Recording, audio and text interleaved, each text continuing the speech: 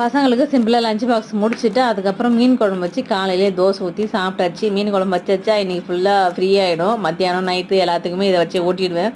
உடனே மாவு அரைச்சி வச்சிடலான்ட்டு கொஞ்சமாக ராகி தோசைக்கு மாவு ஊற வச்சு கொஞ்சம் லேட்டாக அரைச்சிட்டுனா அதனால மாவு புளிக்கல. அதனால் இடியாப்பம் பண்ணிவிட்டு நைட்டுக்கு மீன் குழம்பு வச்சிடலாம். இடியாப்பம் மீன் குழம்பு நல்லா இருக்குமான்னு எனக்கு தெரியல, ஆனால் வச்சேன் சூப்பராக இருக்குன்னு என் பசங்க சாப்பிட்டாங்க. ஏன்னா இடியாப்பம் வந்து எனக்கு பிடிக்கவே எதுவுமே இல்லாத பட்சத்தில் சாப்பிடுவேன். எனக்கு கொஞ்சம் சாதம் இருக்குது, சாதம் மீன் குழம்புலாம் வச்சு நான் சாப்பிட்டுக்குவேன். பசங்களுக்கு மட்டும் ஒரு 2 பீஸ் எடுத்து வச்சுருந்தேன் மீன், ஆளுக்கு ஒரு பீஸு மீனும் இடியாப்பம் மீன் குழம்பு வச்சு சாப்பிட்றதுக்கு ரொம்ப டேஸ்ட்டு சூப்பராக இருக்குது அப்படின்னாங்க. அப்புறம் நாளைக்கு என்னடா ஸ்நாக்ஸ் கொடுக்குறதுன்னு யோசனை பண்ணியிருந்தேன். எங்கள் வீட்டில் அவர் பார்த்திங்கன்னா நிறைய மாம்பழம் வாங்கிட்டு வந்துட்டாங்க. நாளைக்கு மாம்பழமோ இல்லை ஜூஸோ ஏதாவது ஒன்று ரெண்டுத்தில் ஸ்நாக்ஸுக்கோ இல்லை ஜூஸுக்கோ ஏதாவது ஒன்று வச்சிடலாம். அப்படியே கொஞ்சம் பூவும் வாங்கிட்டு வந்திருந்தாங்க.